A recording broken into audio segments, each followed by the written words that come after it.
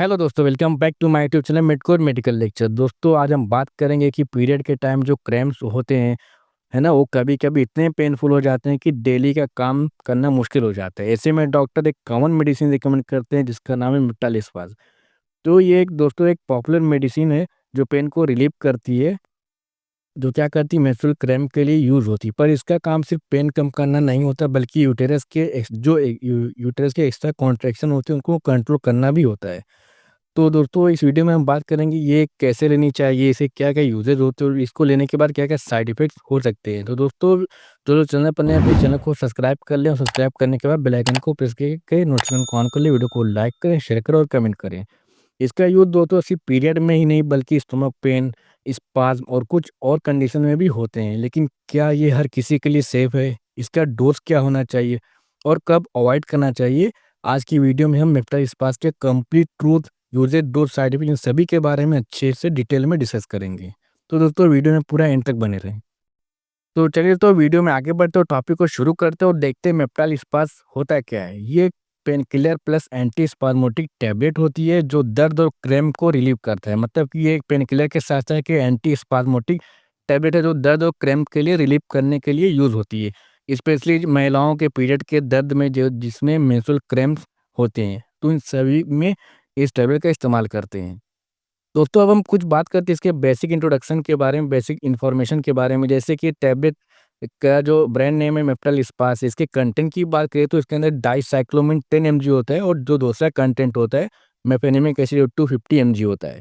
इसकी कंपनी की बात करें तो इसको ब्लू क्रॉस कंपनी द्वारा तैयार किया जाता है। उसकी एमआरपी की बात करें तो इसकी 10 टैबलेट ₹52 या ₹55 के आसपास मिलती है। इसके कंपोज़िशन की बात करें तो मेफ्टालिस्पाज़ में 2 मेन साल्ट मिलते हैं। जैसा कि हमने भी पीछे देखा, मेफेनेमिक एसिड 250 एमजी होता है और डाइसाइक्लोमिन हाइड्रोक्लोराइड 10 एमजी होता है। दोनों मिल के कमाल का कॉम्बो बनाते हैं और दर्द और क्रैम्प को रिलीफ देते हैं। अब दोस्तों, हम बात करते हैं इसके वर्क मैकेनिज़्म के बारे में कि ये हमारी बॉडी में जाने के बाद कैसे वर्क करता है, कैसे इसका मैकेनिज़्म स्टार्ट होता है। तो मेफेनेमिक एसिड एक 250 एमजी का होता है। ये प्रोस्टाग्लैंडिन बनाने से रोकता है, जिसे हम कॉक्स इन्हिबिटर के नाम से भी जानते हैं। जितने कम प्रोस्टाग्लैंडिन उतना कम कॉन्ट्रैक्शन दर्द, जितना कम अगर हमारी बॉडी में प्रोस्टाग्लैंडिन रहेगा उतना कम कॉन्ट्रैक्शन भी रहेगा, उतना जो दर्द रहेगा उतना ही कम होगा। जितना ज़्यादा वो बढ़ेगा तो उसी हिसाब से दर्द भी बढ़ेगा और कॉन्ट्रैक्शन भी बढ़ता है।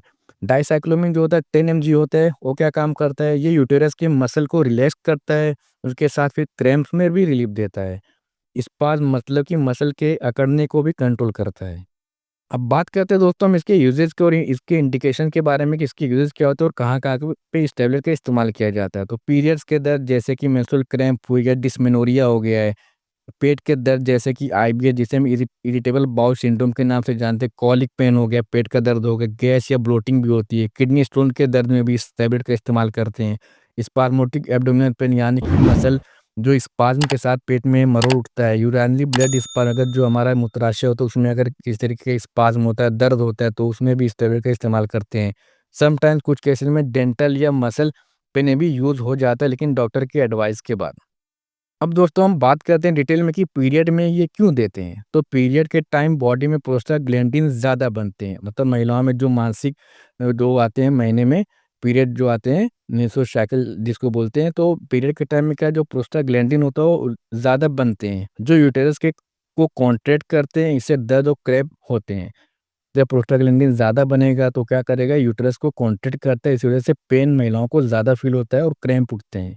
मेफेनिक एसिड क्या करता है, ये प्रोस्टाग्लैंडिन को रोकता है और उसके साथ फिर क्या करता है, दर्द को कम करता है। और डाइसाइक्लोमिन कैसे इफेक्ट करता है, यूटेरस की मसल को रिलैक्स करता है, उस जिसकी वजह से जो क्रैम्प में राहत मिलती है। ओवर एंड ऑल दोस्तों, बात करें इसके रिजल्ट में कि ये फास्ट रिलीफ देता है, बेटर कंफर्ट देता है और मूड फ्रेश करता है। बात करें दोस्तों इसके डोजेस के बारे में और कैसे लेना है, तो एडल्ट फीमेल जो होती हैं उनको एक टैबलेट खाने के बाद लें जब दर्द स्टार्ट हो। रिपीट आफ्टर 6 to 8 आवर्स, मतलब कि इसको जब दर्द हो तो उसके बाद फौर खाना खाने के फ़ौरन बाद लें और उसको 6 से 8 घंटे के बाद फिर से दोबारा रिपीट कर सकते हैं अगर ज़रूरत पड़ती है तो। मैक्सिमम जो इसका डोज़ होता है वो 2 से 3 टैबलेट एक दिन में ले सकते हैं। मतलब कि इसके टैबलेट को हम दिन में 2 से 3 बार 24 घंटे के अंदर ले सकते हैं, सेफ माना जाता है। कंटिन्यूअस यूजेज की बात करें तो हमें ये 3 से 5 दिन से ज़्यादा नहीं करना चाहिए बिना डॉक्टर की सलाह के। मतलब कोई मेडिसिन भी दोस्तों तो बिना डॉक्टर की सलाह के नहीं लेना चाहिए। इन डॉक्टर ने अगर 3 से 5 दिन बोला है तो जितना उन्होंने रिकमेंड किया है उसी हिसाब से लेना चाहिए। अब इसके चिल्ड्रन डोज़ की बात करें तो बच्चों में ये 12 साल के कम उम्र के बच्चों में रिकमेंड नहीं करते हैं, मतलब उनको यूज़ करने से मना करते हैं। अब बात करते हैं दोस्तों इस टैबलेट के लेने के बाद क्या-क्या साइड इफ़ेक्ट, मतलब क्या-क्या नुकसान देखने को मिल सकते हैं। पहले हम बात करेंगे कॉमन साइड इफ़ेक्ट के, जैसे कि चक्कर का आना, नींद का आना और जनरल वीकनेस। उसके अलावा पेट में जलन या अपसेट स्टोमक या नौजिया जैसा फ़ील हो सकता है।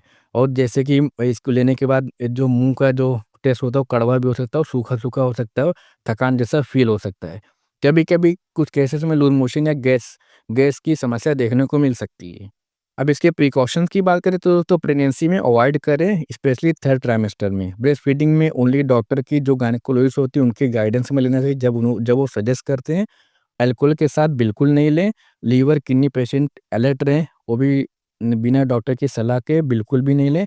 लॉन्ग टर्म यूज़ से अवॉइड करें, इससे क्या होता है कि अल्सर का रिस्क बढ़ सकता है। हर पेशेंट भी डॉक्टर के चेकअप के बाद ही लें।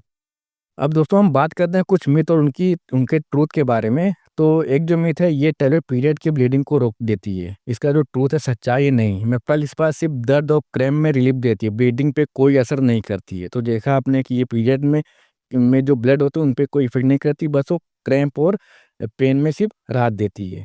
दूसरा जो मिथ है, ये सिर्फ महिलाओं के लिए होती है, तो नहीं। इसका यूज़ पेट के दर्द, गैस, किडनी स्टोन, पेन जैसे केसेस में मेल और फीमेल दोनों भी यूज़ कर सकते हैं।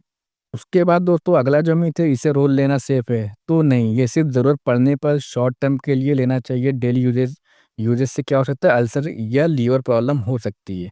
उसके अलावा दोस्तों अगला जो मिथ है, खाली पेट भी ले सकते हैं, तो ये गलत है।